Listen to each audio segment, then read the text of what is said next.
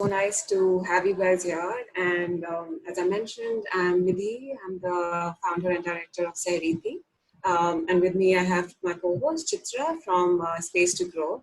And it's just so nice to, for us, the fact that we've been working on inclusive skilling and the fact that all of you have joined us and the participants also, we're very, very thankful. Just to begin, while we are interacting, most of you might be on mute, so it will help in easy discussion. And be free to use Q&A and the chat whenever you want to raise a question, because we'll try and make this an interactive session and not just a monologue. So those are just the starting points.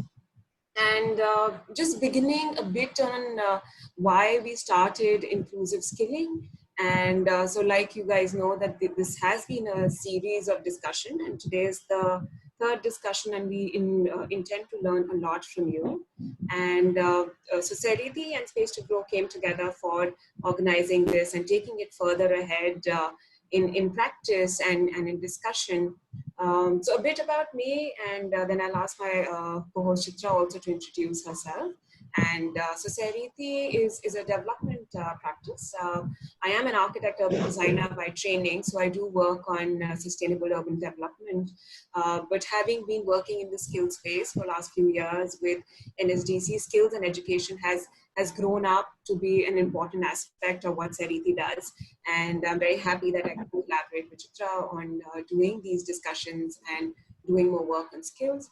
And I'll request Chitra to introduce Space2Grow. Thank you so much, Nidhi.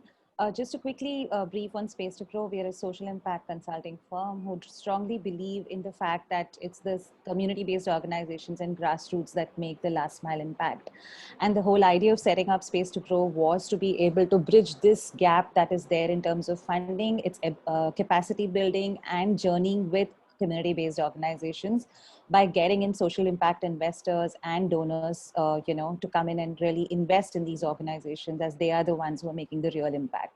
The key areas that we work on are anti-human trafficking, child protection, inclusive livelihoods, and education, specifically education technology, and that's where we work on.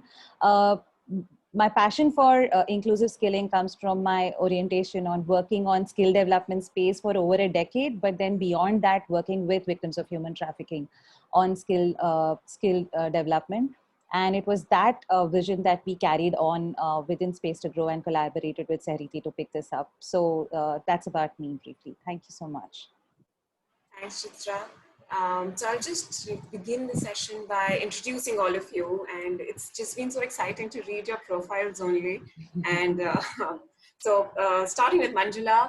Manjula, of course, has 20 years of policy experience, and she's been in the development sector in a lot of leadership roles in India and in international organizations and with donors.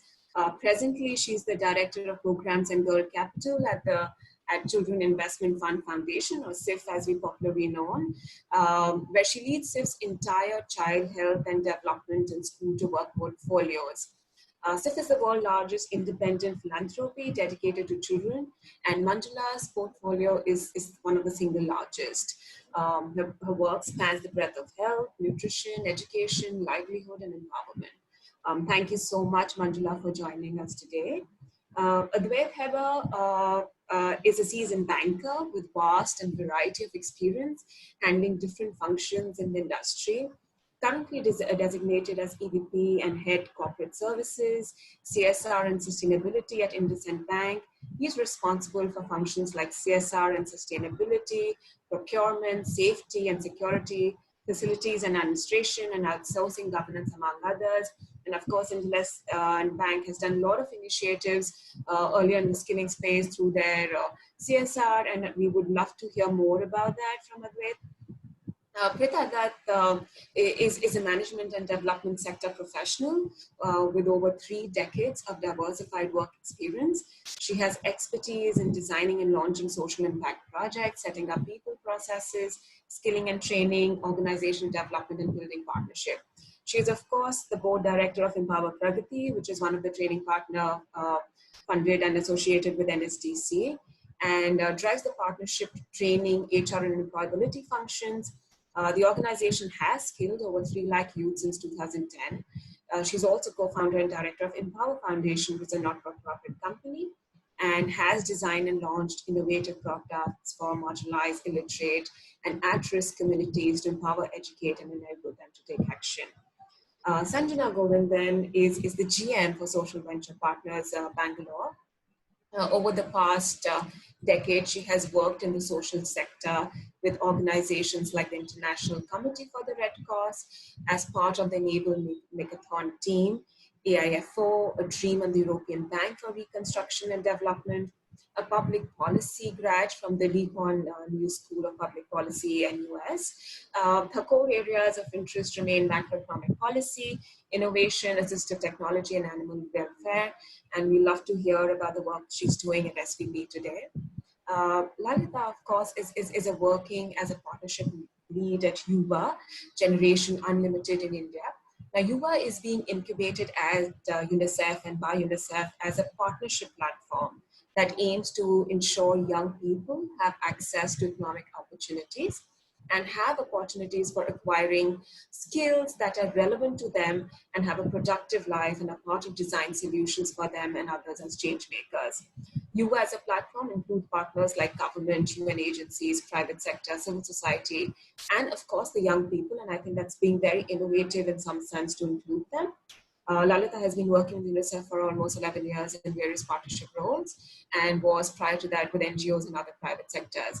Like I said, all your profiles were so interesting, and I love that you have multi-faceted aspects. I mean, Prita here does theater, and Sanjana works in animal welfare, and I think all of that just adds into your profiles and the work that you do on inclusion.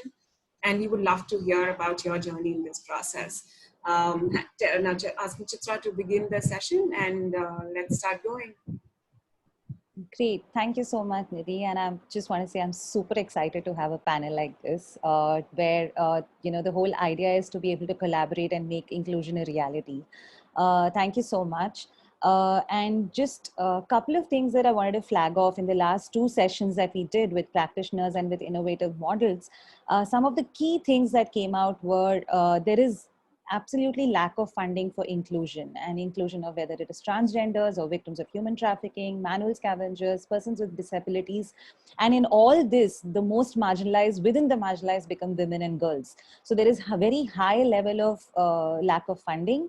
The other thing that came up is a huge amount of policy gaps. There are schemes, there are policies, there is quite a lot of stuff that's happening, but affirmative action is like a huge gap which is there in terms of ensuring inclusion happens.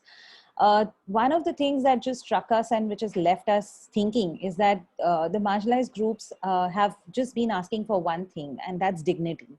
And they define dignity very beautifully, saying that, lack of discrimination. And I think that part of it, when they're in jobs or when they're actually retaining their jobs, it becomes like a huge, huge challenge for them.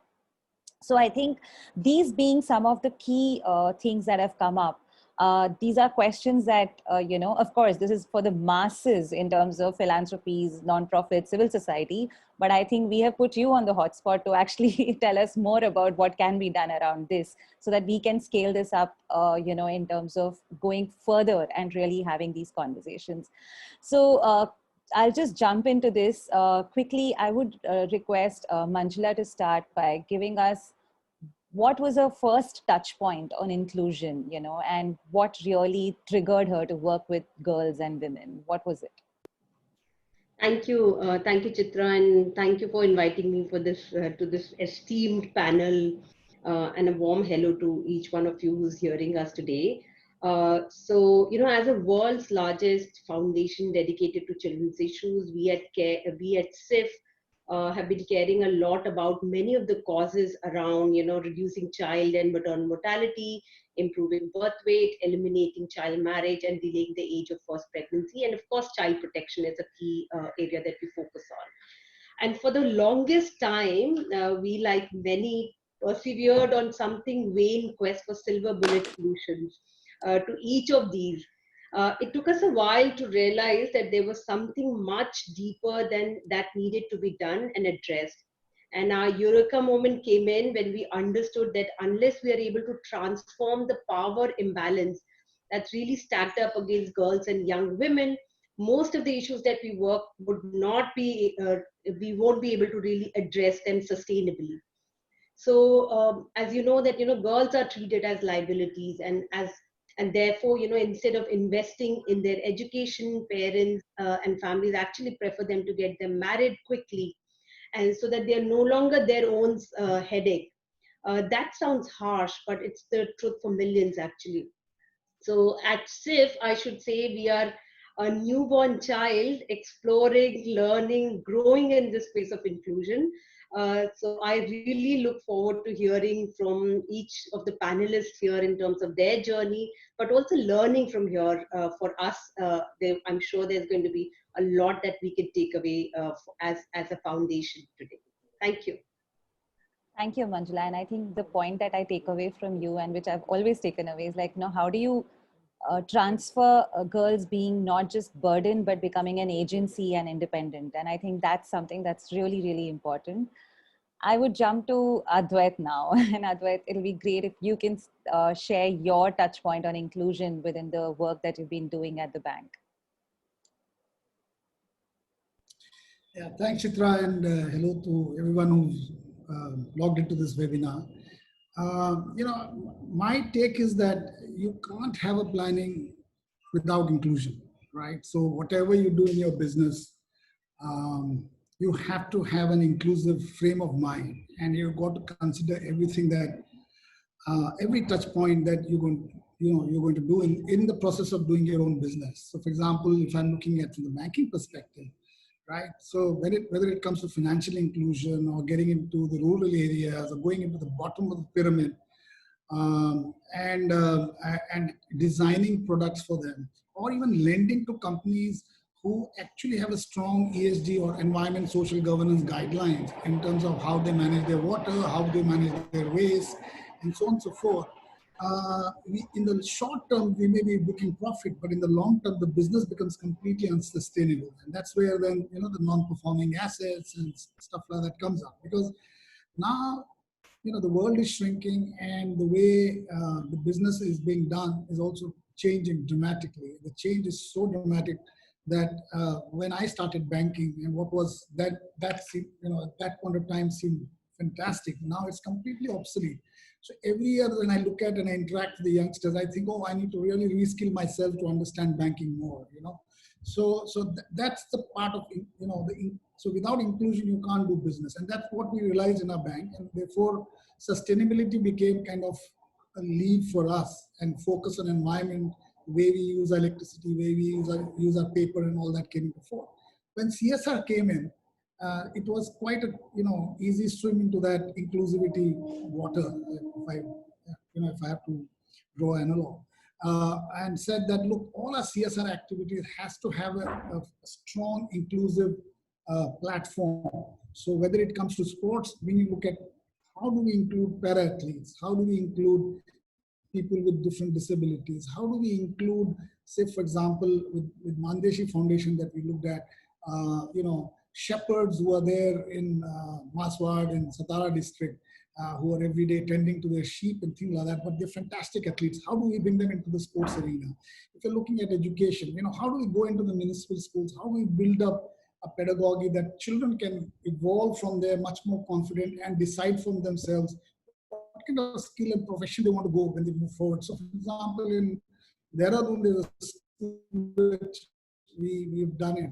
We're from a very poor family. I mean, the mothers came in first for skill development, and then when they were inquired, why are you coming for making bags and things like that? They said we are trying to make more money so our children can get good education. So the person who started that thought it's good to have education, at the same time, and that education now are from very poor families from villages around. And now I see some of the children have gone into Ashoka University, have gone abroad for studies, and I'm sure when they come back, they're going to change the entire landscape of the place where they originated or came from. So inclusivity, and if you see even water, for example, if we are going into areas where there is, it's a rain shadow, minimal rainfall, and you will see the people who are largely impacted up, marginal and small farmers. And there are also tribals who are impacted there because they lose their rights on land. There is money lending that happens.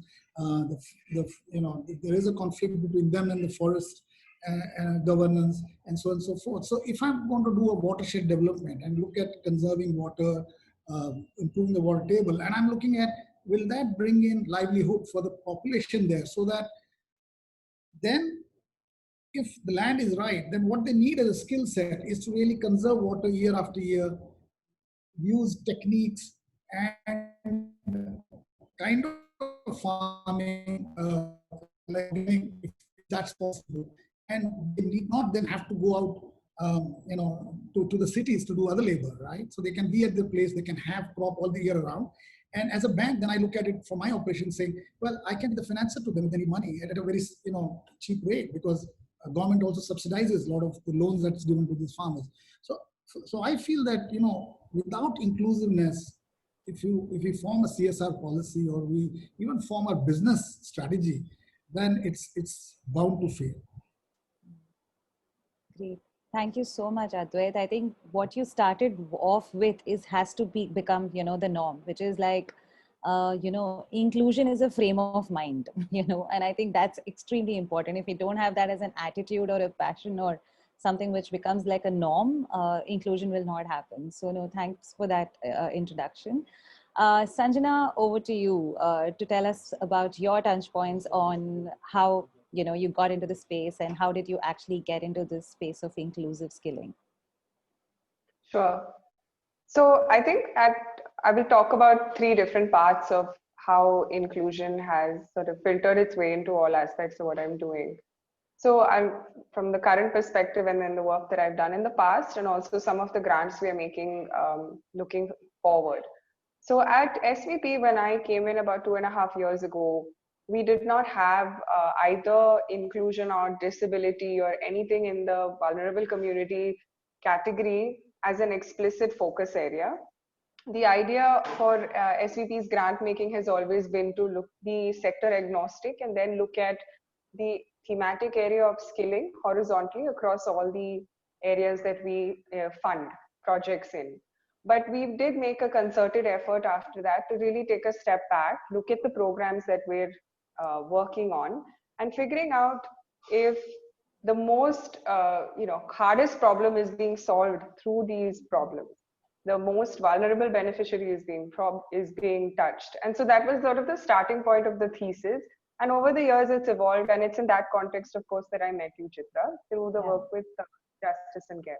So from a portfolio of funding perspective, we went from having 0 organizations working with vulnerable communities, and that includes forest communities, victims of human trafficking, mental disabilities, physical disabilities, women from marginal communities, etc. So we went to having 0 on our portfolio to now about 7 organizations out of 20, which for me seems like a reasonable delta.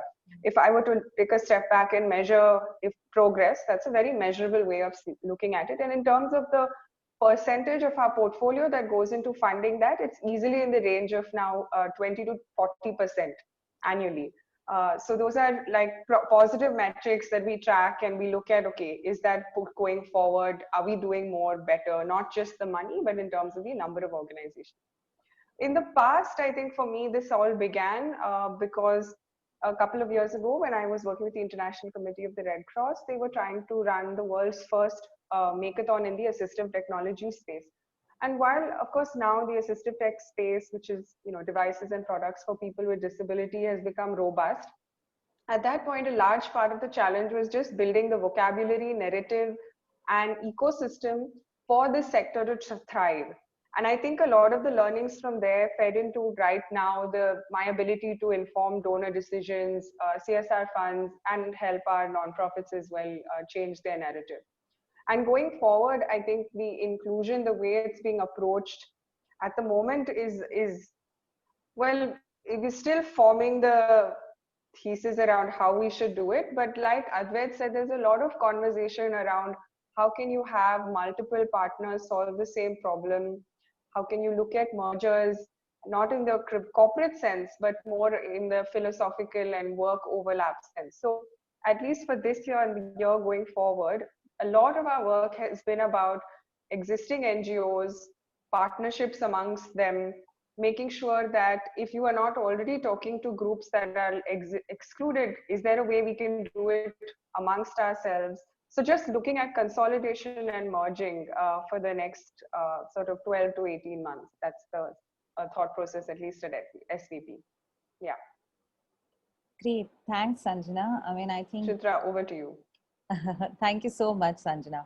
I think the point that you made about starting from a baseline where it was more just skilling as a agenda, but to be able to say that 20 to 40% of your funding actually is now being focused on vulnerable communities. That's quite a massive, work that's happening around. And definitely through the session, we'll hear more on at least one or two models that you're working with partners on. Great. Over to you, Preeta. You've been in the sector for a very long time. It'll be great to hear from you, your direct work that you've been working with marginalized communities, and what was your passion? How did you really get into the space of getting connected on inclusion? Preeta, you're on mute. Yes. So firstly, I think it's an exciting, whole design of this dialogue that you've done, Nidhi and Chitra, and thank you for putting together such an interesting panel. You know, I've been 3 decades of kind of work, so I have seen it right from a stage when inclusive and inclusion was not even a word. It's a word kind of now, even before CSR became, now everybody knows about it, or even when skill, now everybody at least hears the word skill, everybody knows what is skill. So while working firstly in the corporate, I realized that the kind of transformation that you can do in a very small section, and how much is the formal sector employment in the country anyway. We all know that the data is kind of out. It's hardly 10, 12, 20% at the maximum. And you can do so much more outside the corporate sector in terms of transforming lives. But the transition wasn't easy. So I think the first point was, how do we get everybody to even talk about it? And so, even 20 years back, people did want to do something about it. But what is the platform? You either start your NGO in case you're really committed, or you do some little bit of volunteering work. There weren't as many avenues as there are today. So I started out first by starting an initiative called Beyond Business, and got together corporate sector, got together NGOs, got together a lot of individual people who wanted to do something beyond just funding an NGO or an organization. So inclusivity, to my mind, like right at that frame. And to build capacity for the small NGOs, build capacity in terms of processes, help them reach out, even on little things like building their organization strength, helping them write project reports, how do you get fundraising, etc., etc. And then I quit to look at a larger space, and I have done large-scale rehabilitation work for where land gets acquired, and then I saw the other side. Suddenly and this is like massive projects where about 10,500 hectares of land gets taken, 3,500 families displaced, and you see that unless they are included in the development process for jobs, for skills, for getting an alternate livelihood, you can just build gleaming malls and roadways and highways, and you have excluded the very people whose land you have taken, whether it is part productive, part fallow land. And so when we set up Empower Pragati, our first thing was, how do we get all these people who are otherwise going to be excluded from skill? So skill as a concept was there. You had ITIs and you had short-term training programs, but it was largely either ITIs or not-for-profit organizations doing small amount of skill, handicrafts, little bit of beauty treatment, maybe tailoring and sewing, not the structured skill development that we see now. And our experience is, I see 2 kinds of groups. One is the group that says, me, as in question mark. And I will include a whole lot of informal sector work in this. We started Empower Pragati looking at domestic workers. The largest, in terms of employment potential, a very, very large sector.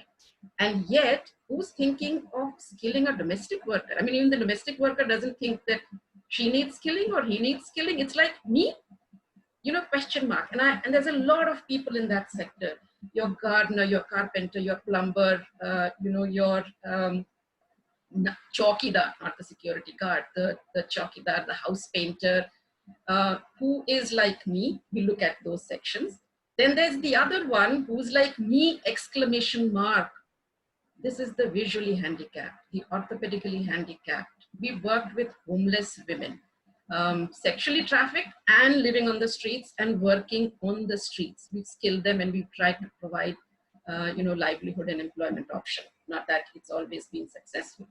We worked with juvenile delinquents in Tihar jail, youth who have committed crimes for reasons not necessarily thrill, full psychological deep reasons.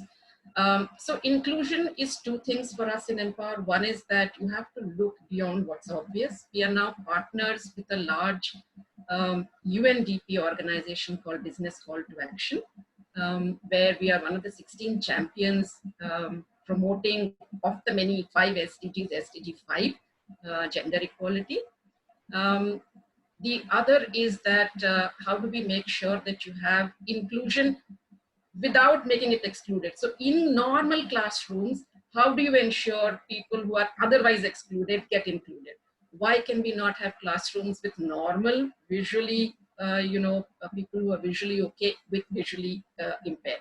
How do you get and I think Sanjana mentioned this in terms of the whole mindset for inclusion. It's why do I exclude the inclusive, group? So that's what we do. And I have a deep, both passion and interest in this sector. Thank you. Thank you so much, Preeta. I think, yes, normalizing inclusion is going to be the key that we have to really work towards if inclusion has to be made a reality. So with that, I think, Lalita, I know you have waited for long, hearing all of us.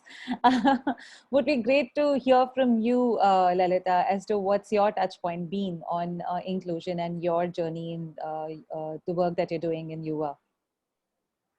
Yeah, UNICEF, of course, for us, inclusion and equity have been core principles in terms of looking at work that we do in the country and beyond. And even when UNICEF incubated UA, was also very clearly trying to sort of see what are the models that already exist in the country. And one of the underlying principles for us clearly is to try and identify some of them that are working and have demonstrated results, and really try and work with some to see how they can operate at scale.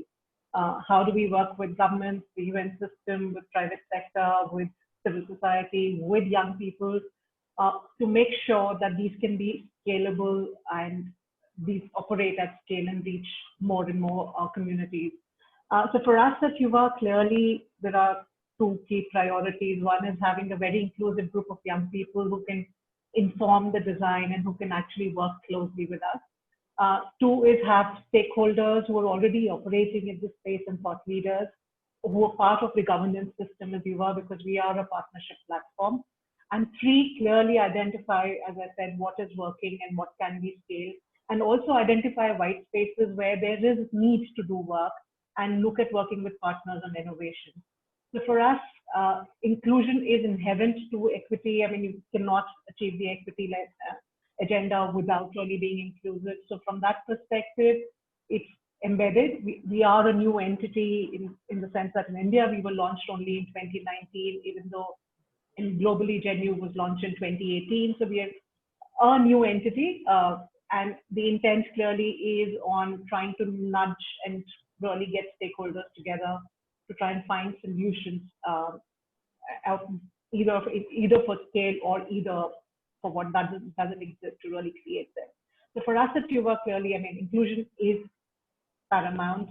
And I think today, when digitizing and digital just became so much more important, we also need to see how best we can use technology to really enhance inclusion rather than make it really have us fall apart much more.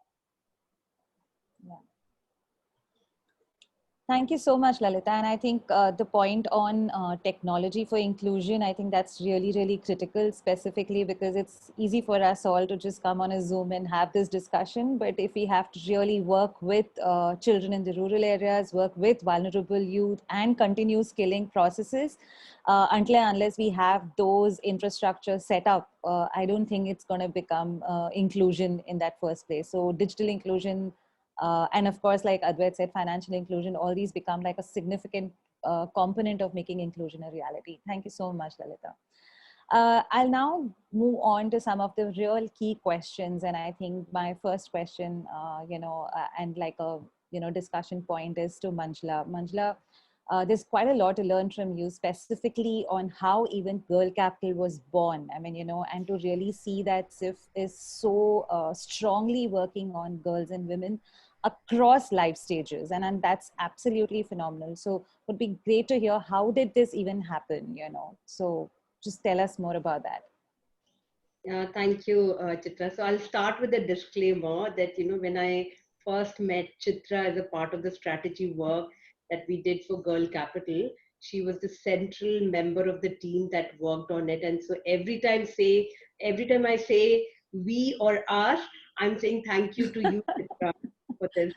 Uh, in terms of, so the single biggest barrier which is holding world back right now is, as I said earlier, so there are deepest discrimination against girls and women, and they do not get an equal health care, education, job opportunities, leading to multiple issues like child marriage, age at first pregnancy, or even poor health and nutrition. And then that leading to poverty and that whole vicious cycle of, lack of decision making or autonomy of girls. So the solution as a philanthropy that we thought we will be able to address this is through the Girl Capital. That was our strategy to give girls an equal chance at being healthy, happy, and having a productive life. So we first looked at what we wanted to change, and this was basically we wanted to directly prevent child marriage, delay age of first pregnancy, increase female labor force participation, but in doing so increase the financial autonomy, decision making, and the agencies of girls and women. So I talk about female labor force participation. That was particularly critical because only if girls have income generation, potentially will family and society will invest in them. And I did talk about how they're treated as liability in many of the houses, right? So it also gave us a clear indicator to chase. So in India, for example, it is currently as low as 20% and really declining.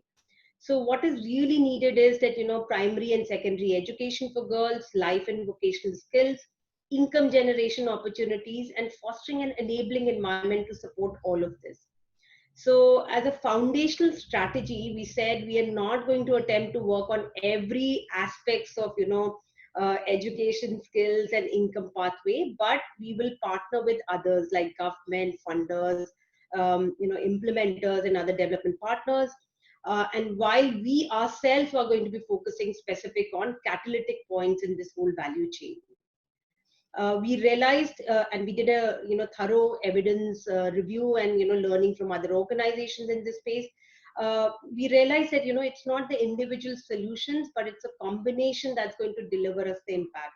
So for example, vocational skills on their own without life skills simply will not work for girls for employment. Similarly, alongside capital, we do need role models, we do need mentoring, for an increase in entrepreneurship.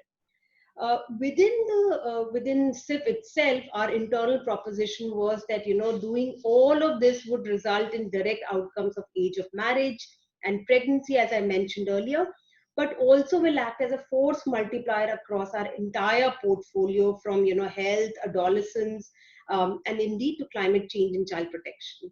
So that really became, therefore, the central part of our core work of our foundation. Thank you.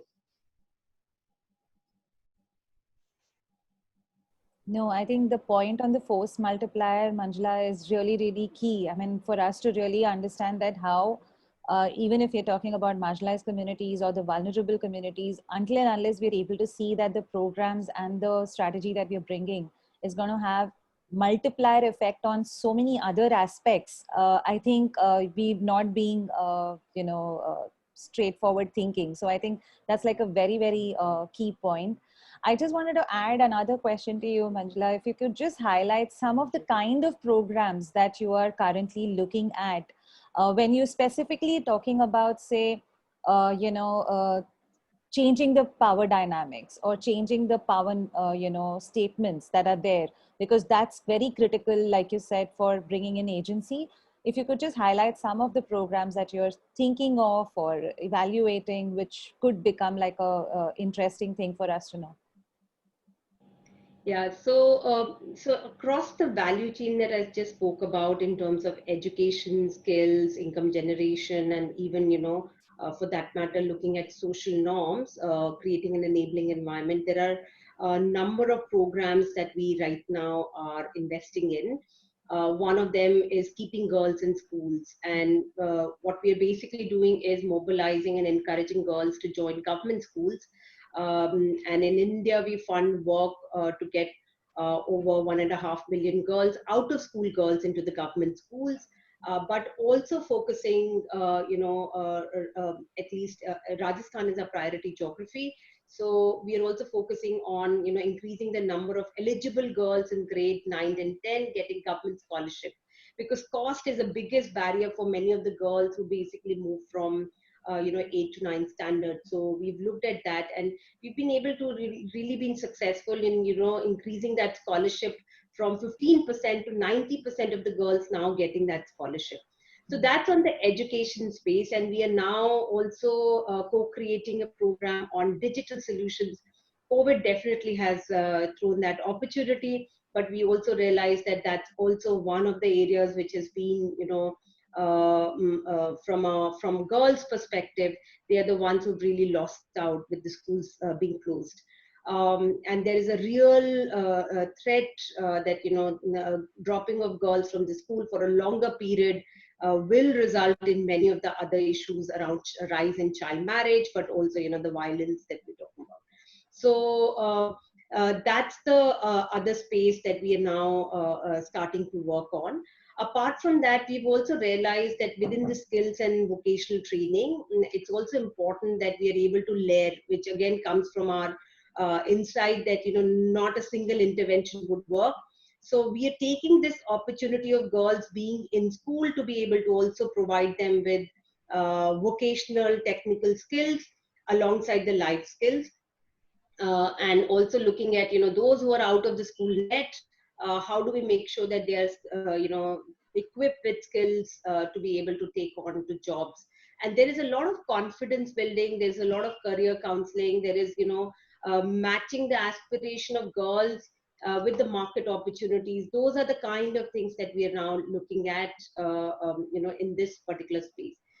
We are also now exploring an idea around impact bond with NSTC to see how we can really incentivize, having gender focus within the skilling space.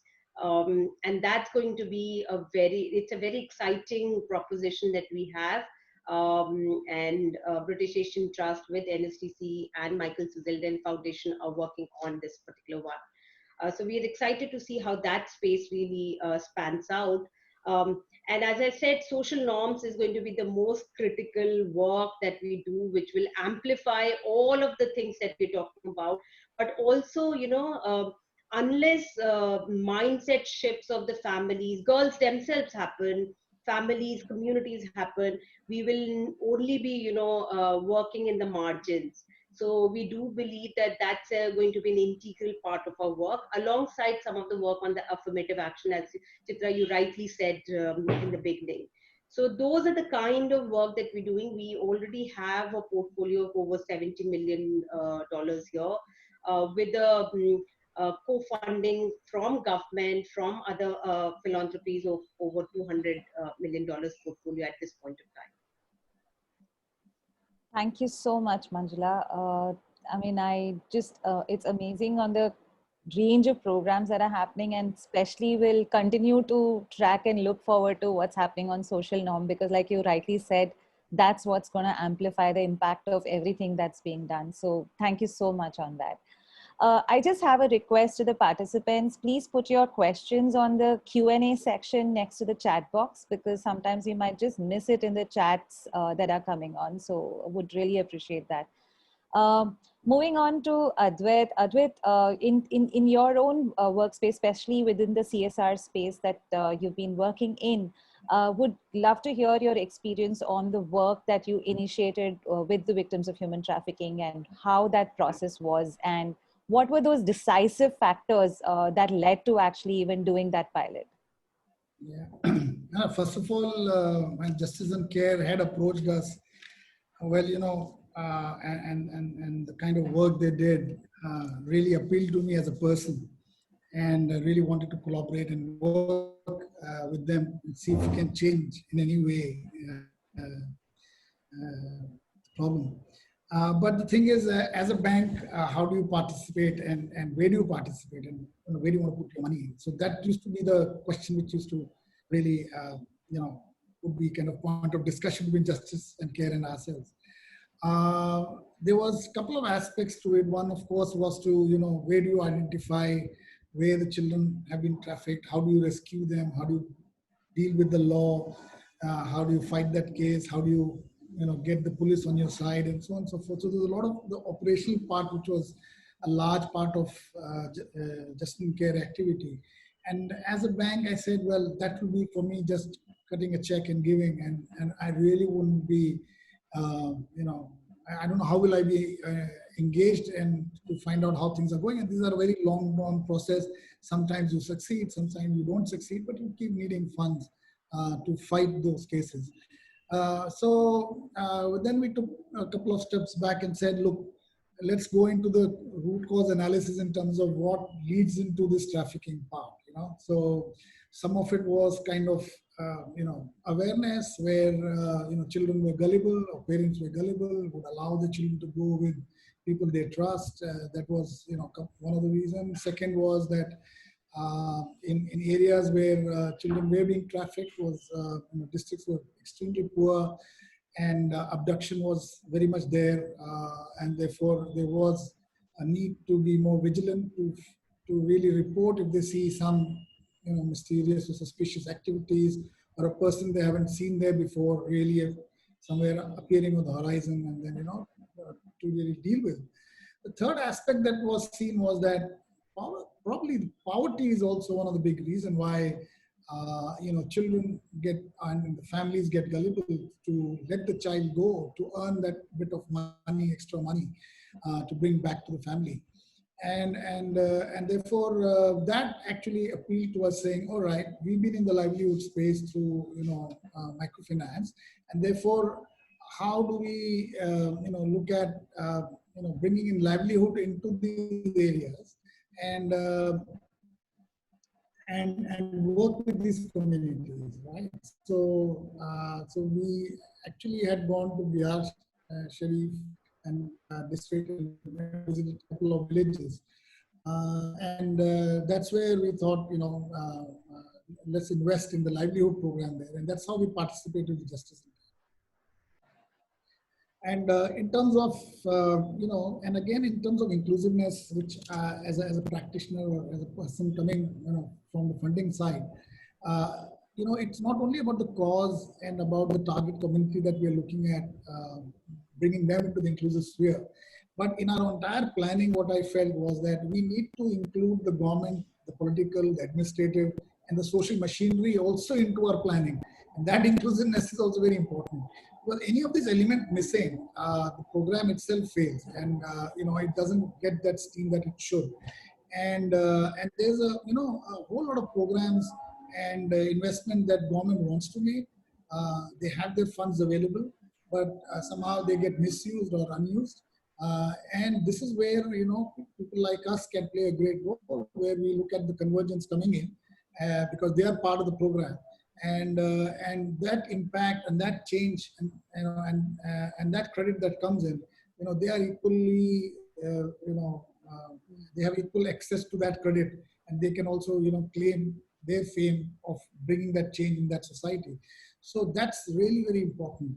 And specifically in this program where what Justice in Care was driving, we were looking at saying, look, if you are setting up, say, for example, providing skills to, set up a poultry farm, in the poultry thing, then we need some administrative support coming in terms of the veterinary doctor being there, some amount of training being there, acquiring the chicks.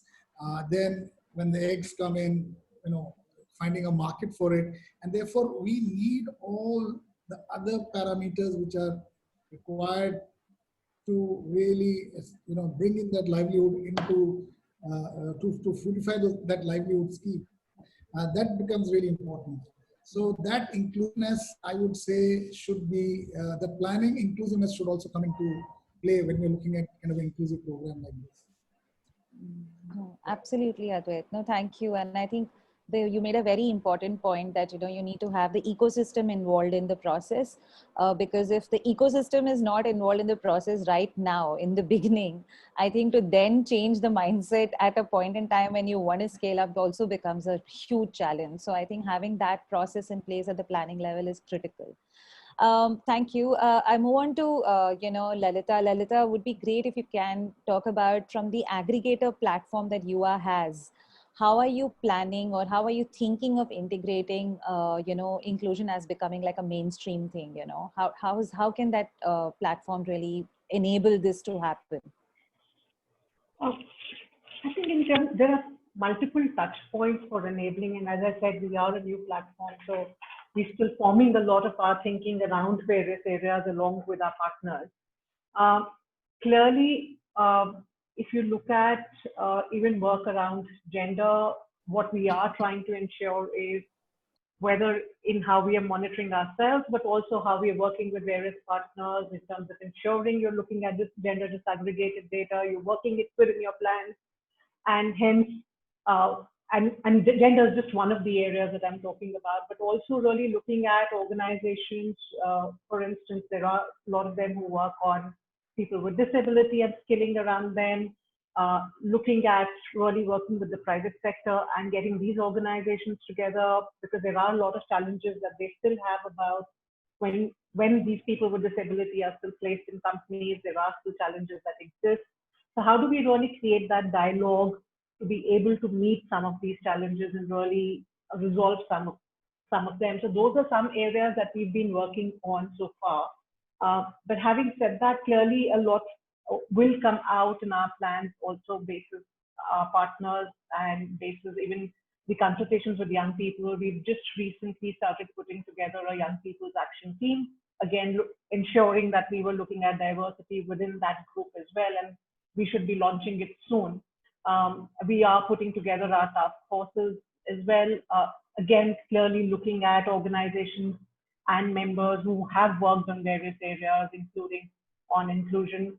So the intent clearly is for us to see how as a platform we can work with solutions to go to scale, getting in governments. I mean, there are the NCCs and NETIs, but also other ministries like Ministry of Labor, MSDE. So looking at really getting all of them on one platform, primarily just to make sure that they're part of the governance structure of what we do, but also they're part of the think tanks that we are creating. Having said that, there are obviously certain areas where there needs to be much more work, and skilling is really not been a UNICEF mandate till Generation Unlimited really came into being.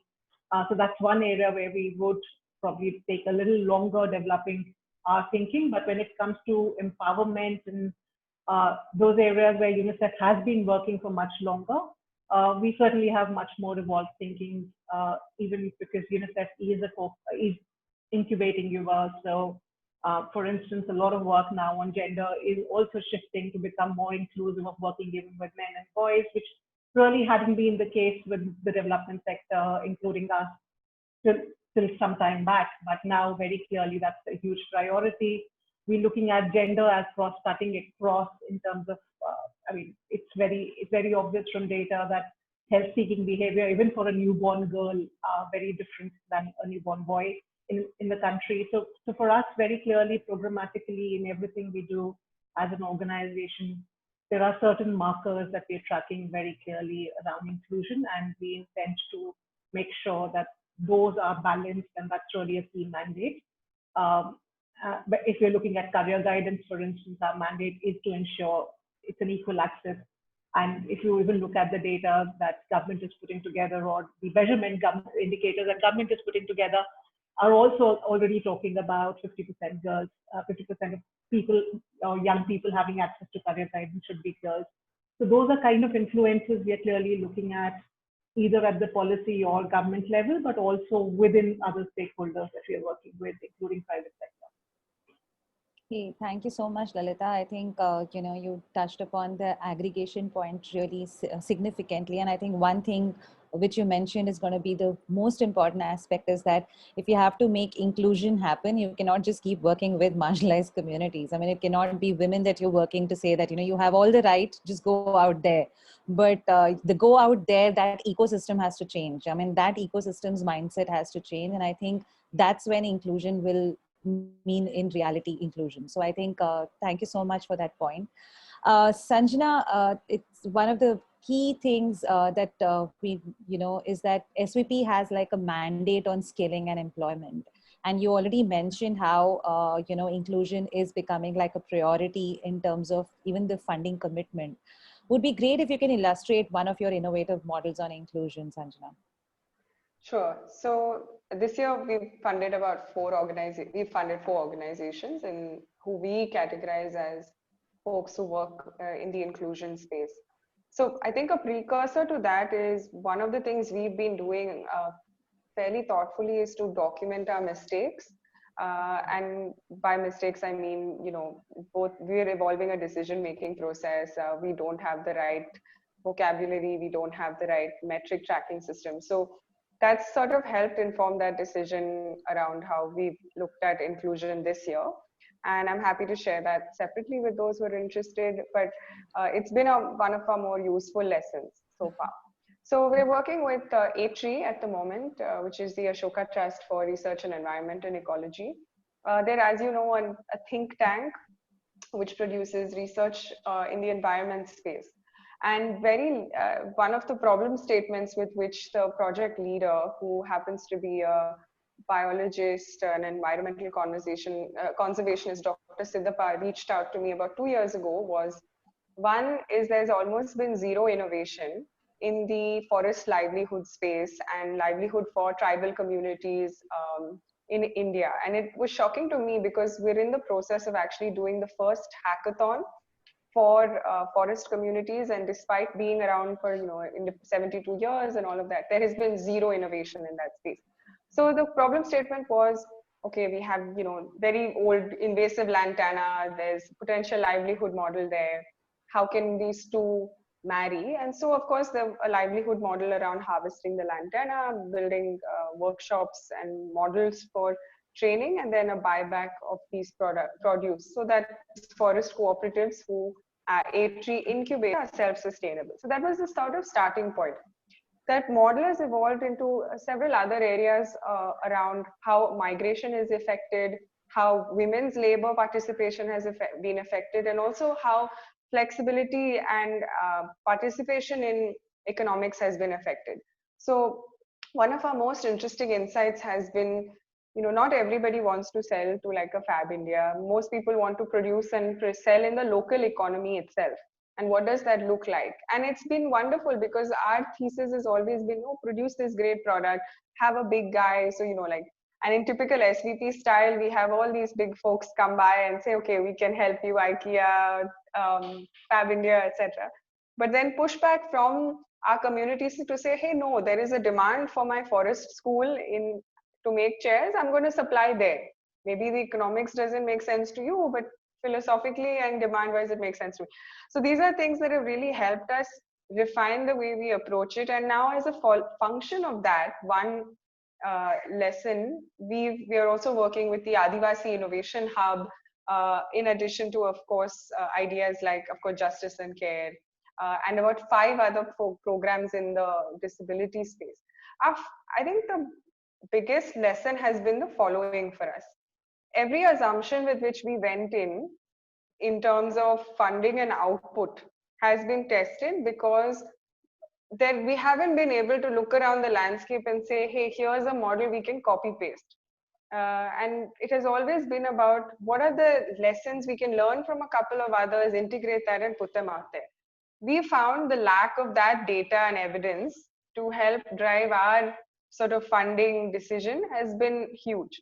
And while there are lots of fancy reports, hearing from like folks like Manjula, Nidhi, Lalita, everyone on this call directly about their experience has been much more valuable in informing our decisions than reading all these reports. So that's kind of where we are in our journey of inclusion, evolving, learning, documenting mistakes, sharing widely, and hoping we don't kill anyone in the process.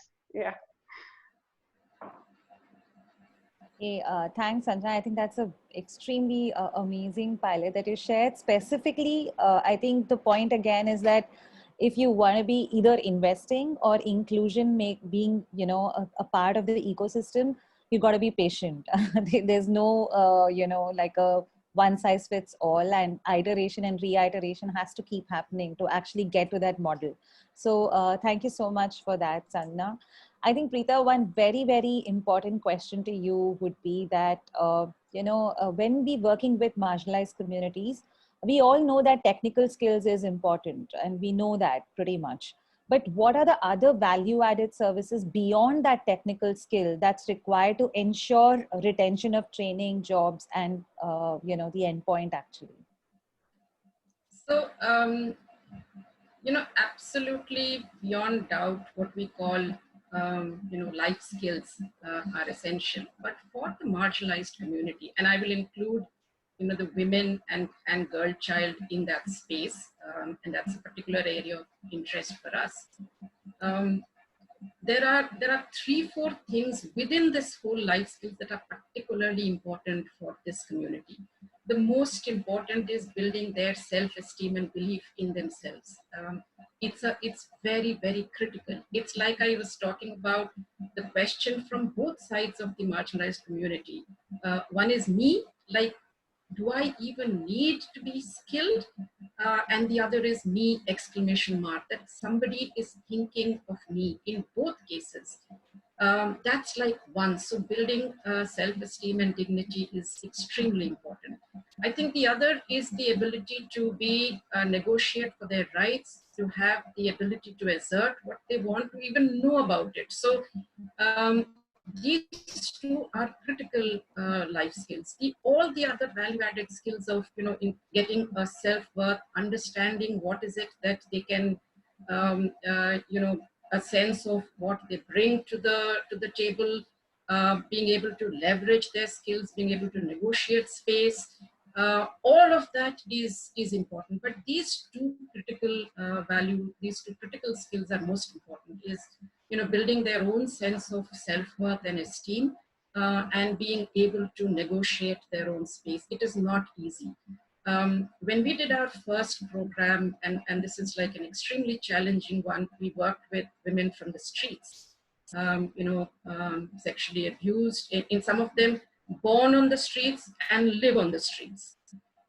It took us a while to even get them to come to a point where they believe that they can see a different life, or they can even aspire to be somebody, have a different vision for tomorrow. यही है, यही ऐसे ही चलेगा. क्यों madam, क्यों पीछे पड़े हुए? It took us a while, and it's the same thing when we are looking at a slightly different marginalized community. And I'm using the word marginalized with caution. It's like society marginalizes them. I don't think they will always consider themselves marginalized. And I'm including, an auto mechanic or a two-wheeler mechanic who has his garage under a tree, who doesn't even know that an upskilling will help him or her to become, have a more sustainable, probably garage shop. Maybe one day dream about opening his or her own garage. The fact that you can dream, the fact that you can also have a goal, it's as true for, a professional career person. If you can have a career planning for him or her, why not a career planning, on this side? So in the entire spectrum, I would say most important for them to get a sense of their own self-belief, worth, and to get the courage to kind of dream. All the other skills that are part of the whole portfolio of life skills and soft skills, and like Manjula said, they are extremely important for anybody getting skilled, formally skilled, whether in retail or telecom or hospitality. They are there. You're writing, communication, etc., etc. The other thing, and slightly out of these life skills for them, is life skills for their community. So we found, for example, girls, if the mother is not aware of her rights and what are, things that she should not be taking for granted, whether it is husband beating up, whether it is, sexual harassment, whether it is the right to have an access to a sanitary pad, that if the mother is not educated, and I don't mean just only literate, she's not aware of it. And so we launched separate programs that we do every time we get kind of women in, saying what community do they come from, how is the mother empowered, is the mother educated, is the mother literate. So in fact, India has one of the largest adult illiterate populations. So we've launched adult literacy programs for adults, largely women, but we also include men. And this is functional literacy. It's about reading, writing, arithmetic, but more important is about the right to get your daughter to school, the right to demand how she's doing, the right for her to dream, the right for her to not get carried away with what her three male in her immediate environment is saying, her husband, her brother, and the father. And how do you negotiate your own space? So to us, that's the whole thing. That's extremely critical when you are dealing with providing these people not just the technical, but the right to also assert, affirm, believe in yourself. So I'd say that. Thank you so much, Preeta. I think the point on life skills, again, life skills, generally, when we think about life skills, we just think about people we work with or work for or work along, that they need life skills. But then actually the teams that work with us, the people that are working in the organization, including the communities that we're working with, all of them need it if we have to really get that holistic thing going. So thank you so much, Preeta. Just one point to make. I know, Manjula, you have to leave at 12:15. Thank you so much for joining us. We have one very, very important question. So I'm going to be handing over to my co-host, Nidhi, who is going to, ask. And for the participants, if you have any specific questions for Manjula, please post it and we can send it out to her and get your responses through an email as well. Thank you. Thank you so much. Thanks, Chitra. And I mean, it's very exciting to hear all of you. And I've been like wanting to jump and, say a few words. And I think what importantly, which came up from all of your discussion was, one, how do you measure impact, right? And I've been with NSDC or the so-called government side. And I think what we also struggle a lot is, how do you measure impact? Do you see long-term, do you have the potential of doing long-term engagement with this marginalized community per se? How do you have platforms for this conversion, which all of you kind of highlighted? How do you work in an ecosystem kind of an approach? So it's not just about skilling and and just leaving, but really nurturing the entire environment. Starting from that, Manjula, are you still around? Yeah, she's there. Okay, awesome. So Manjula, from you, I wanted to understand one, again, like you said, there's no one solution which fits all, but how do you measure impact? And you spoke about climate change, you spoke about gender, and you spoke about empowerment. As SIF, do you have any impact metrics? And the second question is that in terms of financing, often we say that government doesn't have enough funds. Government does have fund, and in the impact bond also that you're working with NSDC, there is a certain either it's a risk fund funder or an outcome funder, there is an angle, but there is obviously a need for much greater pool of financing coming together to give you that flexibility of the kind of interventions or the kind of impacts that you imagine. So touching on those 2 points, that what do you consider as impact, and how have you created a model or are envisioning a financing model to support that? So if you could come back on those two. Yeah, thank you, Nidhi. So those are very important, critical questions that we also asked ourselves when we were looking at the Girl Capital portfolio. So one of the biggest thing that we set out for ourselves. So evidence, measurement, and evaluation is one of the key DNA of the organization. So anything that we do, we build it up on an evidence, and there could be that you have very preliminary evidence for few, and areas like inclusion, not much has been actually done and studied as one would expect in terms of experimental designs, if I may say so. So there is a value in first trying. So one of the things that we did for Girl Capital was actually did a comprehensive evidence review and really distilled out what works and what does not work. What are the key insights that we are getting from there to be able to inform our strategy? So as I have already said, one of our key insights was that there are no silver bullets. It's a combination of interventions which are going to make a huge impact. But as we started looking at each one of those strands around education, skilling, income generation, and social norms, we realized that a lot of these need to be contextual. A lot of these are not areas which have been, from an evidence generation perspective, have actually been, people have actually looked at in a much more deeper way, especially looking at from the lens of the impact that we care about. And as I said, the impact that we're talking here are outcomes around child marriage, teenage pregnancy, female labor force participation, but also resource and agencies of women. So those are also critical ones. And how do you measure that? So that has been our starting point. For each of the work that we're doing in all our investments, we do have an independent evaluation. So we are trying to build up the knowledge, both in terms of what works, what is the implementation science, because the key, as Lalita said, that for India, what will really matter is the scale. And for us to get something at scale, and for us to get the government to, or the stakeholders to really adopt and take that approach, you need to first demonstrate also at scale, right? And for that, it's very, very important that we actually create a toolkit of, or an implementation science of what works.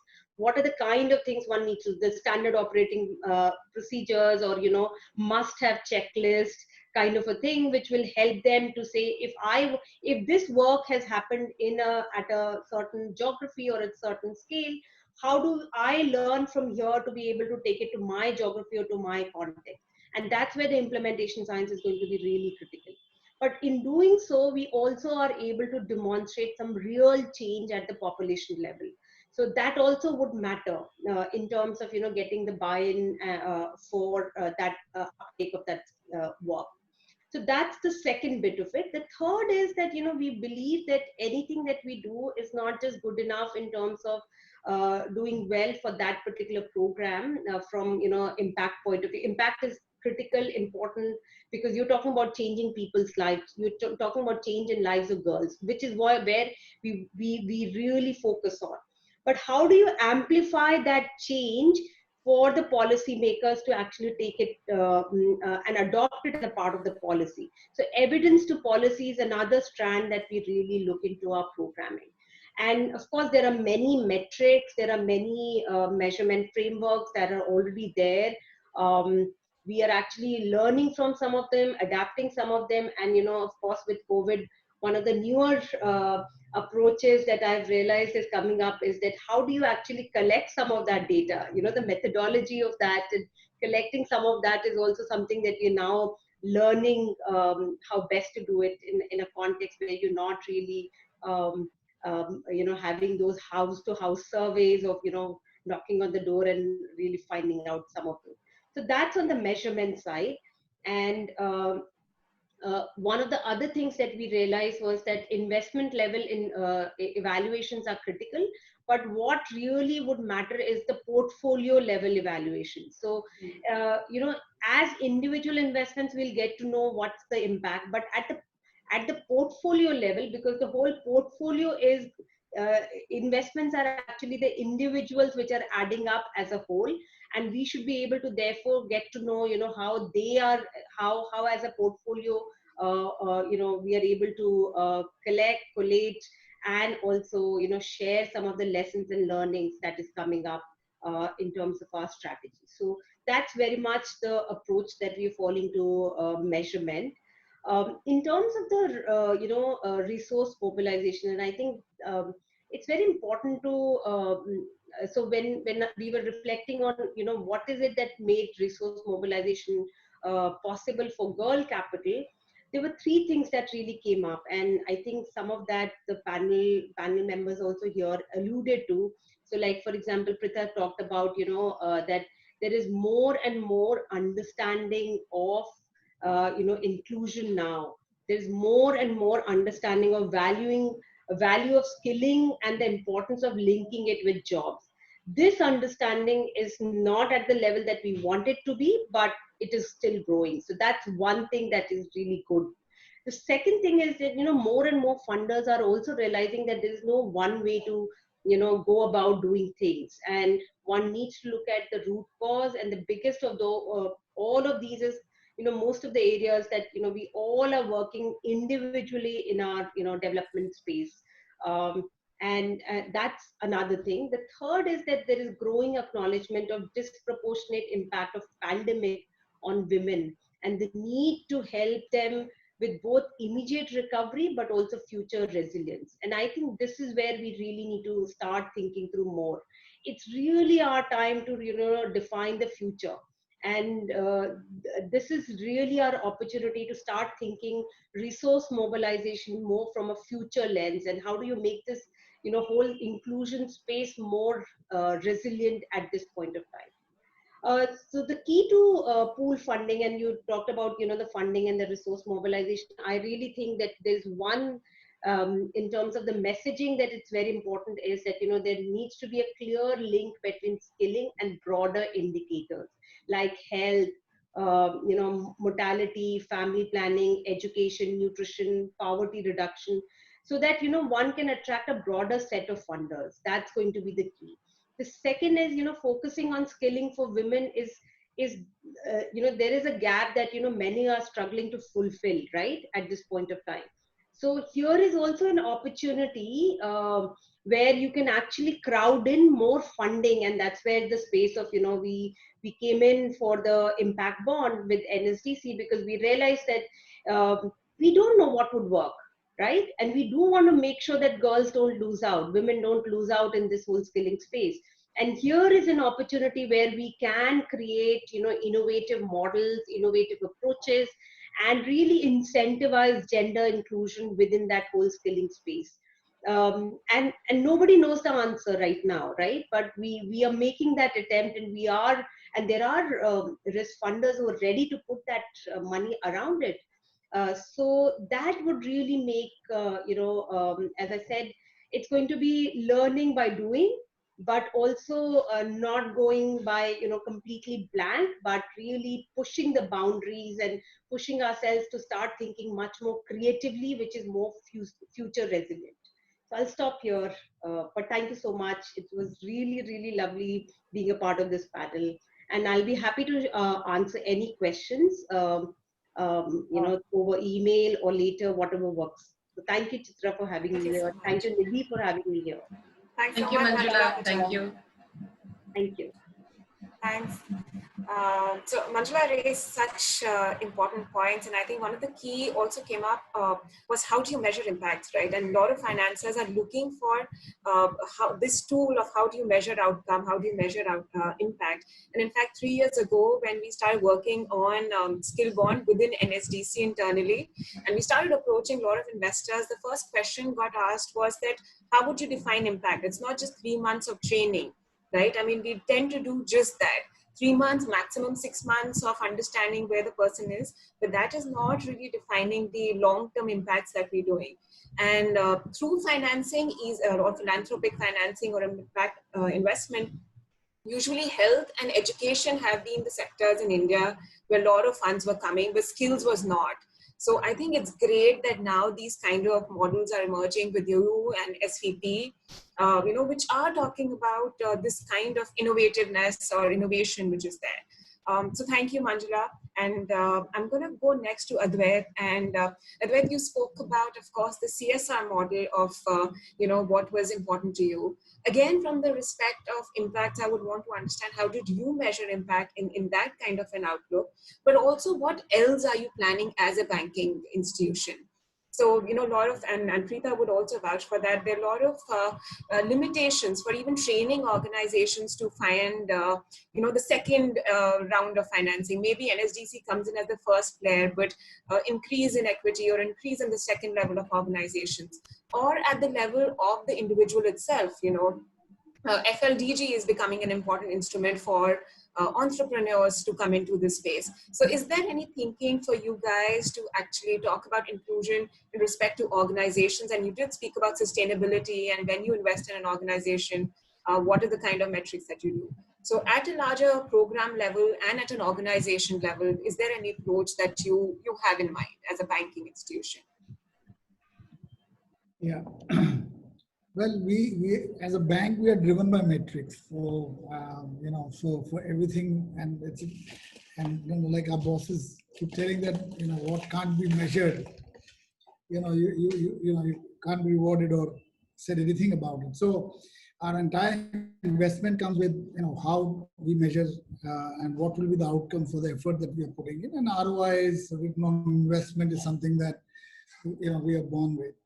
As far as the social outcome is concerned and social projects are concerned, right? So if you're looking at from the skilling perspective, right, and from that angle, my experience for the last couple of years has been that the proposals that or the NGOs that have actually approached in terms of the skilling programs have been quite stereotyped, and we haven't seen where a kind of impact or kind of a root cause, and taking 2 steps back and saying, okay, how do we now, what actually is required at the ground level, and therefore what kind of skills that we can impart here can get livelihood, wherein the population there can be where they are and not move in other parts of the country looking for those jobs. So it's been more in terms of looking at saying that, look, in the organized sector, these jobs are available, and therefore we need to skill these set of people to cater to those kind of jobs. Now, that's something that actually, to be very honest, doesn't really appeal to me. So we are looking at, though we have actually funded some projects on those lines, which, out of the compulsion that we should be there in the skill development field. But our discussions with NSDC when we were talking to them, the feeling was that it was more like a factory churning out, saying that we need to have those numbers. And you had this 3 months kind of a training and various skills that would come. And post that, what kind of absorption was there? What happened to those people who got skilled? For how long did they stick on with those jobs? Did they move on to something else, or did they need some more skilling to upgrade themselves to fit into those jobs? And therefore, and what kind of companies are absorbing them? How are they treating them? How things are moving? So those kind of, it was not very comprehensive. It was pretty into the narrow field, right? So. So in terms of the impact that we are looking at right now, right? So if you are looking from the environment perspective, as I mentioned earlier, in terms of the watershed development projects that we're doing, one of the success criteria is that how much of livelihood does it create? So how much of migrant workers actually come back to the field and start farming, right? So that's one of our criteria that we have looked at, and we will link to it in one form or another. From the sports side, we've seen is, the investment that we have made, we have linked it to straight away in terms of saying that, when we are investing money into, say, para-athletes or in blind kid or in a girl child, we are saying, what kind of impact does that bring about? I mean, what kind of excellence that brings about, and how does that then convert itself into a gold in the Olympics, for example? So we are really aiming very high there. The internal, when we are discussing inside, we say that 2 grams of gold can change the mood of the country. When Abhinav Bindra won the gold, first individual Olympic gold for the country, the entire mood changed. And we won the first World Cup in 1983 with Kapil Dev's team, the whole mood changed. And therefore, if para champions are there and who can go and win the world in the Olympics, the entire nation's attitude towards para athletes and disability would change, because they would come more into focus area, and probably that would be a harbinger for more changes. So our focus, to be very honest, right now has been more in terms of how well can we execute in a holistic way, taking in all the stakeholders into that plan. As Chitra earlier mentioned, the word called ecosystem. So how do we have that ecosystem in place? How well can we execute? And then the impact that it is, would automatically come in, right? So I'll tell you another example that, from my experience. We went into a program called Legal Literacy in Bhopal, right, in Madhya Pradesh. And the idea was there to really bring in legal literacy among women on domestic violence, right? So how do we make them aware of what is domestic violence, for example? Do they think that, beating up, violence at home is something which is very natural, which has, which is a right of a man to do so? And are they accepting it, or do they realize that that's a domestic violence, the whole paraphernalia of, law and regulation which are there, which they can take help of? While we were doing this program and, interacting with, we saw that the women did realize this, that is domestic violence. Of course, some of them didn't know that was domestic violence, as a baseline study was. But later, after the training, they said, yeah, we now understand, yes, there's domestic violence. But we really don't want to go against our husband to a police station and lodge a complaint against this person, right? Ultimately, he's my breadwinner, he's my man, right? So there's no point putting him in the jail, because when he comes back, he's going to beat me again, and maybe with double the intensity, or maybe he won't change his habit. This will not bring the change, right? So now that was, we were looking that as a success criteria. That's the impact, saying that, okay, with this training, with women awareness coming in, can the domestic violence come down? Now that impact wasn't there really. So we had to change mid-course, saying that we need to now, since the women have come in, to say that together as community, how can they, within themselves in consultation, how can they address domestic violence situation? So can the neighbors come in and talk? How do we make men part of this program so that they also go with them and talk to the family where the domestic violence is occurring? So that, there is that pressure of the neighborhood there to not to make that noise. How do we also engage children into this discussion of domestic violence? Do they have a say in talking to their parents, saying, what the hell is this happening, right? So do we bring them in? And finally, how do we take this women empowerment to a next step, saying, how can they come into the decision making that happens in and around their community? So do they have a, kind of an access to a kind of a local municipality and go there and say, look, my gutter is not clean. This has to be done. Water is not coming. The pipe has to be tended. So as a community, how can they bring in their changes? And finally, how they can get themselves elected to those corporations. So how can they get organized and be the decision makers, right? So the whole legal literacy program, which we started with saying that this was to address a kind of domestic violence issue, move from there to something very different. So we were looking, so that's one of the experience that we've had. But more organized, as you said earlier, that education and health, there's enough and more studies done there, and the impact you could measure it beforehand, saying that, okay, the speed of reading, the speed of forming words, the speed of this can, can move from this to this, or a child of the 6th grade can read 6th and the 7th grade books, not just the 2nd grade or the 3rd grade book. So those impacts are very clear there. You can have clear success criteria. But when it comes to real social issues, the Yeah, impact does not happen in 3 years' time, 2 years' time. It exactly. does not happen with the kind of contribution we make of 2 crores or 3 crores or 4 crores into a program. It has to have a longer duration. There has to be a lot of uh, mindset change, social change, and engagement at every level.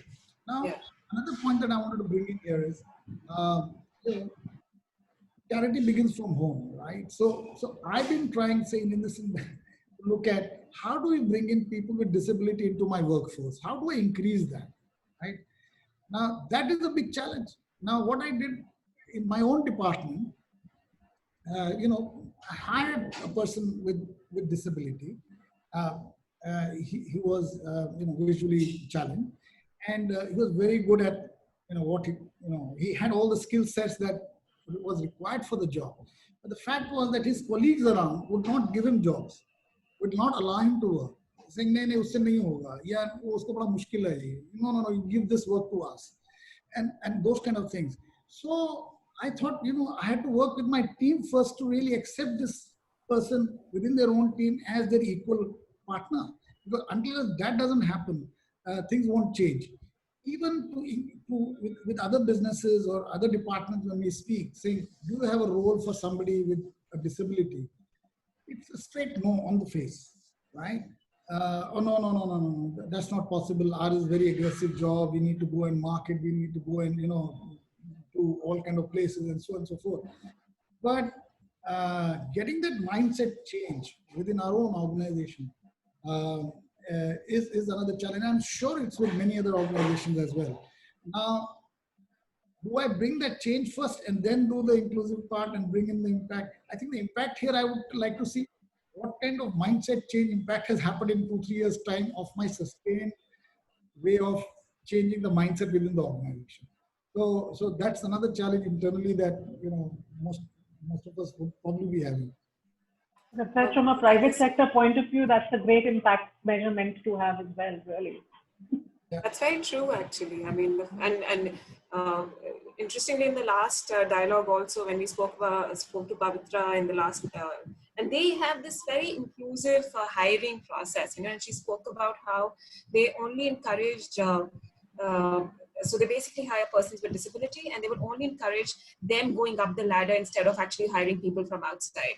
So to have inclusion within an MNC or within a company or within an organization is by itself, like you both, Ravita and you have mentioned, it's a great mindset change, actually.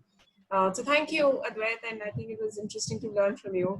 Prita, I'm going to go to you next and also understand from you that, what have your challenges been as an organization which is linked in training to change this mindset, and where have you found this, be it financing or be it the flexibility in the policy system or actually inflexibility in the policy system.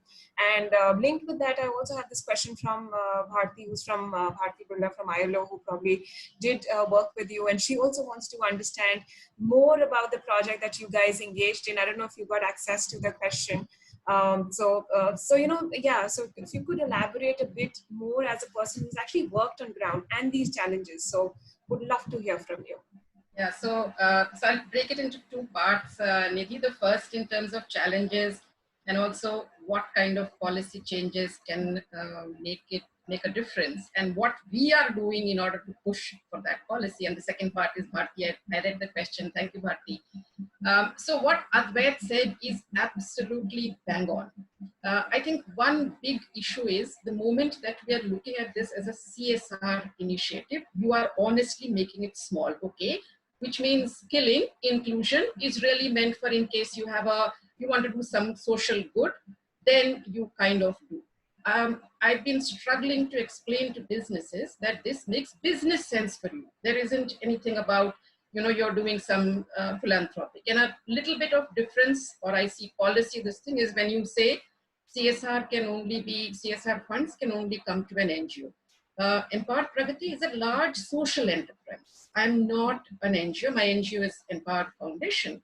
But we had to set up the foundation because CSR funds will not come here. But Pragati works as a social enterprise.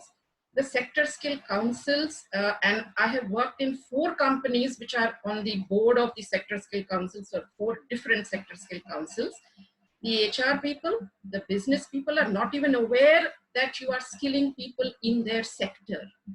And so the charity begins at home. So one of the things that we do is, since I've straddled that world, is to advocate and help them see business cases in terms of, if you employ such people, you can, a large telecom company can very well hire a graduate who is like, probably comes from a public school background and can do that customer service executive job. But the job does not require anything more than a class 10, and you are better off if you take somebody from a lower socioeconomic category. You are doing such a lot of difference. So I think the first change is there, and a lot of work has to be done. So at our end, we do 2-3 things in terms of getting employers to dialogue with us to understand how this is not just about kind of numbers. You can very well take in somebody with a different qualification, a different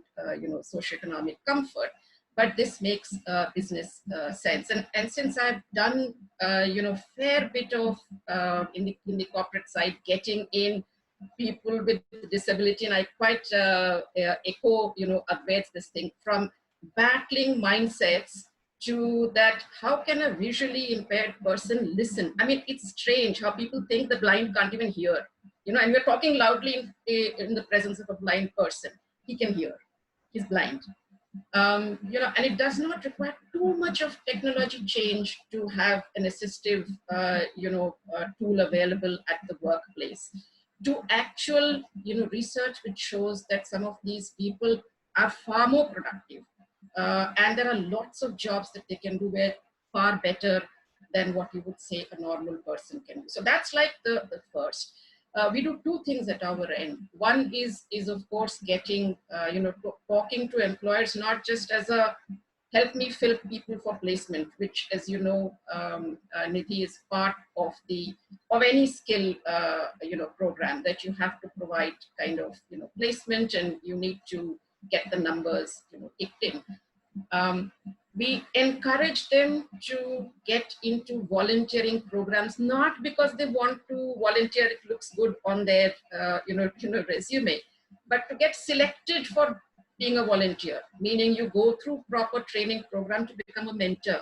It's not just because you want to make it, nice looking.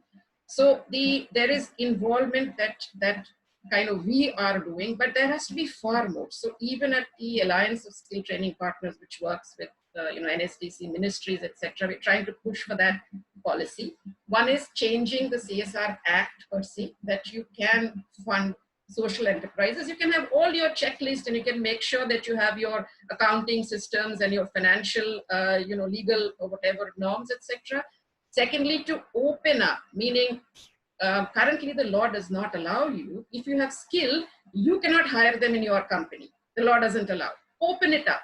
It will make a lot of difference. People will be, encouraged to actually kind of look at it.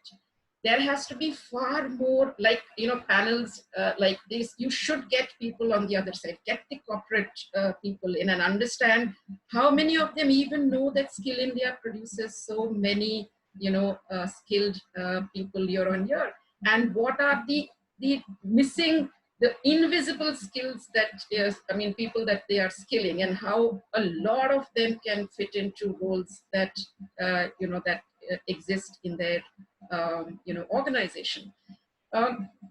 So that's like on the policy and that side. I think there has to be more, I know just getting women on board to companies has taken such a long time. Even now, if you take a checklist, you will find listed companies who are supposed to have women on the board, either have a token woman on the board or do not have women on the board, and the token woman could be the chairman's, wife or sister-in-law or whoever. So you need to begin with affirmative action. You need to have a percentage of people in that you are skilling, which is either inclusive skill, which is either with disabilities or from marginalized sections, even nothing else from the lower socioeconomic category. Even that, I will say, is the big first step.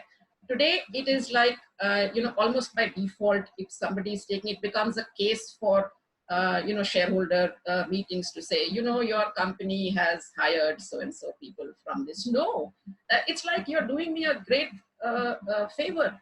All that these people need is dignity. Count me in. I count. I mean, it's shocking that till the last census, the blind were not even counted in the census. It's like they don't even, exist. So yeah, there's a whole lot of work that needs to be there from our end, from regular employer conversations to help them understand the business case for it. And I understand a lot of both, HR and business people will have these misconceptions and myths. So it starts from first even awareness. Are you even aware that there is this body? Second, to challenge some of their deeply held beliefs. Oh, it will not work. Others will not accept. What do we how can we make sure that people will, they will be able to work, they may not be able to mix, and so on and so forth. And then getting them involved through mentor programs, volunteering programs. Right now, for example, we've launched a program because we realized that starting the lockdown, that the first casualty will be the women skill and women employment. That will be the first casualty. And we said not possible, because we know that if there is a job available, the man of the house will get it first. We understand that there is a general economic slowdown. What is it that we can do in order to ensure that they don't lose a decade probably of some small gains that had been made, not just by us, but by the entire country. So we've launched a program for micro entrepreneurship, skill them, and for micro entrepreneurship, and providing mentors from the corporate sector, again, selected, trained to be able to handle fears, challenges, issues, including funding, market access, ability to negotiate, family, issues, etc., etc. So that's like the piece there. But the challenge is one from the whole definition of what people look at, and Manjula was talking about, outcomes of skilling. Currently, it's come to job is the only outcome, and job is defined by salary slip. And we know that there's only 20% or less of formal sector employment in the country. Why do you want to insist, particularly if the youth after skill, and but more so for the marginalized and the people who need special help, if they want to go for higher education, if they want to be just at home, empowered with this newfound knowledge, it's great. We are skilling, actually not skilling, we are educating a group of tribal women in Silvassa. It's a large group. Financially, they are okay, but none of them are literate, and we are making them literate. Just the fact that some of them have been able to sign their name, they've got jobs in the local in the local factories. Now that's a huge different. We were not even looking for that outcome. We were only looking at the that they are aware now of their rights. They are able to read and be basically lettered, to be able to participate in children's school management committee, to know what their daughter or son is doing, and to be able to be aware of some of these social ills, whether it is sexual harassment, whether it is domestic violence, whether it is stridhan, etc., etc. And we were amazed that, so if that's what the beneficiary wants, be open for that. So Yeah. that's that one change and definition that needs to happen. And the today what's the, it's like almost like everybody insists on job as the only outcome, and that defined. And I think that some imagination has to happen. So when we it takes time to make change happen. will you be willing to look at some of those, indicators? The fact that if the girl who's skilled goes and recommends 5 more people to be skilled and gets those people to attend your center, I think that's a great indicator that she's found that this makes a difference and she's more empowered. She's at least capable of being financially independent, whether or not she's working. So even as a bank account, that tomorrow after marriage, if there is a need to, she has been skilled and she can kind of work. I may not look at an immediate, outcome just now. So I think that's kind of, on the side that I would say it's important. And Bharti, your question is absolutely right. In fact, we did a larger program where ILO was a partner, and we did an RPL for 1,000 domestic workers. 200 of them live in and 800 of them who are kind of live out. And this was in partnership with 2 other organizations. And it's amazing how this group, their employers, which is their, the house, the lady of the house thinks of this, the live-in worker as her property. So it was with great difficulty. We had to change mindsets there, saying, but wo agar seekh legi to wo chali jayegi, and I will not get, this is not your property.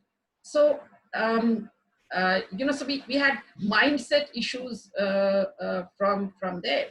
So Bharti, as you're aware, we are now co-founders of the Domestic Worker Sector Skill Council and trying to see much more systemic changes that need to be done there first. There's a whole lot of, like Advait says, ecosystem change that needs to happen. But I'd love to talk to you more about it. Yeah. Thank you, Nidhi. Oh, thank you so much. And, these things that, you spoke about the negotiation skills and all of that, Pritha, before, they become so important and they go back to the fact of the dignity of work and even the empowerment as such. It's not necessary that there needs to be a job at the end of the present tunnel that we are seeing, there's so much more that one learns by getting this access to this knowledge and, the real empowerment which comes in. And I'll take this to Lalita now, to you. And, you have a very unique convergence and a platform that you are nurturing at UNICEF. And like you said, it's not that you are getting new organizations in loop, but you are actually working with existing, you are making a platform for convergence and you finding the missing gaps and innovating thereof. So in accordance to you, what are those gaps and where do you think that, organizations like UNICEF can contribute? Or how should the existing organizations come together? Have you guys thought of inclusion and it's always been an important aspect of any UN organization. Yeah. So from your aspect, what are the key activities that you are looking at? I think one point to build on also from what Pritha was saying, I think inclusion doesn't really necessarily begin when a young person's already grown up. Also begins much earlier in a country like ours, where dropouts of girls in secondary education are far more higher than of boys. You also know that a lot of them get just completely missed out of even the formal skilling system, for instance, just because they haven't completed school. And more girls get missed out of it too, right? So when you're looking at areas of out of school, when you're looking at even the education system and starting early on skills like negotiation, they don't necessarily build when you're 15 or 16, they probably really begin to build when you're much younger. And hence the entire journey. So for us to, honestly, one of the reasons why Generation Unlimited was very important and looking at skilling was very important was when you talk to young girls and sort of say, why aren't you continuing education, or to their families, the next question was, for what? And really for what is what needs to be defined as well. So when you're looking at empowering them in an ecosystem which appreciates that empowerment is also equally important. Hence, working with young people as change makers, really empowering them, giving them platforms to be able to speak up. And I remember, like Manjula was talking about how we've really got to now start innovating, given how we are looking at listening to voices. And that's something we've done pretty well in the last few months too. We have tools which through IVR, through WhatsApp chats, chatbots, we have really been able to get a lot of insights of what young people and others and communities are even going through. and inform really what we need to do in that process. For instance, psychosocial care, the need for that came out to be as one of the largest needs during this time. Looking at really engaging young people in activities and creative pursuits, and others came out as a large need as well. So we convened a lot of partners who are doing such work. For instance, career guidance, which had just been kicked off in schools, would have really fallen apart if we weren't. So what we did instead was really looked at a lot of live sessions on career guidance, and really create a lot. And they've already had in the last 2-3 months about 1.5 million young people watching it, working with NSS, NYKS, other platforms to really make sure that young people know what their options are and can have their aspirations don't die out because we're going through this pandemic. Right? At the end of the day, they still have options. There's lots they can do. And so it's very important that we're really looking at it from a child or a young person's perspective as a journey, which we are looking at also building their, if we really want to empower them and want them to be able to take decisions, it's important we also look at it as a whole journey and not at a point where we get in and really start intervening then and think it's going to change. So what we're trying to do really is this with most partners. So if we are looking, if there is access to career guidance, can they have access to mentoring? If government is talking about ease of doing business, how are we linking it to entrepreneurship and even entrepreneurship for micro enterprises, and really bringing their voices onto that conversation on ease of doing business too, because those are also challenges that exist. So those are some of the areas that we've been looking at very clearly in terms of saying what are the key barriers and where are the key triggers maybe where we can intervene. And arriving at these key barriers in itself has been a very interesting journey and is an ongoing journey for us because we're working with young people, with a lot of implementing organizations on the ground. And obviously on doing that online journey has really begun to restrict us also because we know anything that we're getting now as data is also skewed because it's a reflection of the digital divide that we have too. So clearly lots in this space. One of the key factors for us that's coming out, for instance, is around digital learning, digital access.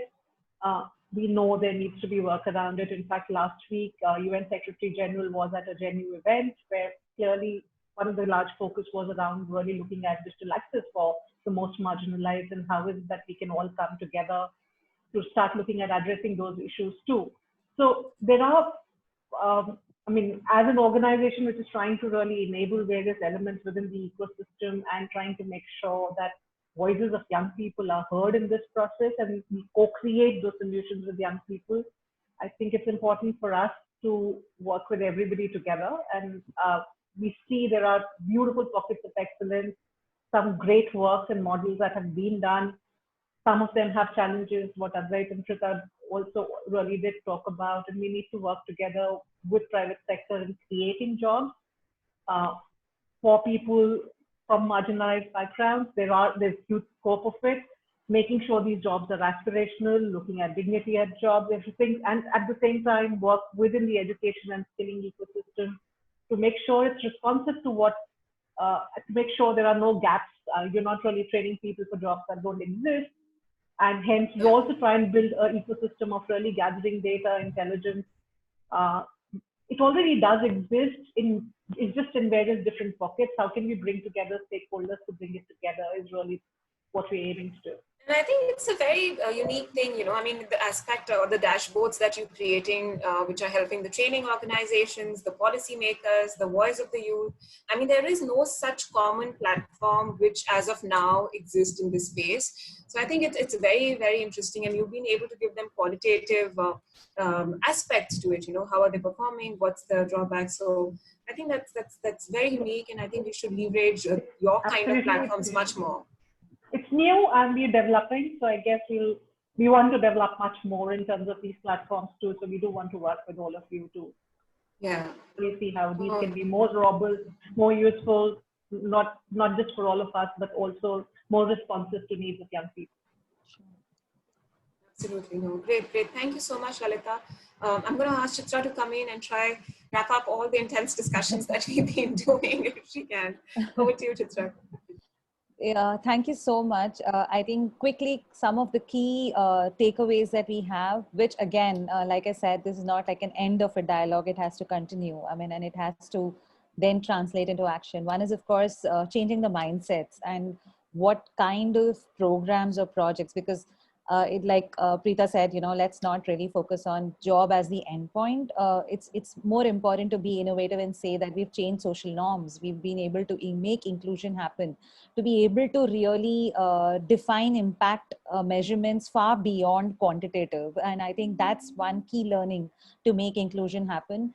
The other thing is, of course, collaboration. And, I think collaborative voice, not just of the youth, but of the corporates, philanthropies, training partners, all of that has to come together if we have to talk about inclusion. And collaboration is going to be the key. And the third very important thing, and I think every time I look at the policies and schemes, I keep thinking about it that, there's just one or two schemes which even talk about, say, victims of human trafficking. I'm not sure how many talk about transgenders or how many talk about manual scavengers. Can we have affirmative action? Like, if there is a training partner who has to do 500 numbers, they have to have at least a 30% affirmative action to make inclusion happen in a normal way. So I think there's quite a lot that we've learned through this session. And thank you so much to each of the panelists, Advait, Lalita, Preeta, Manjula, and Sanjana. It's been absolutely phenomenal to have you on as a panel. And thanks a ton to the participants who have been a part of it. And I'm hoping that along with the participants, we can engage to make inclusion a reality. Thank you so much, everyone. Thank you, Thank you. I learned quite a bit. Thank you so much, Chitra and Nidhi, for putting it together. Thank you for inviting me. Thanks so much. Thanks. Bye. Thank you. Bye-bye.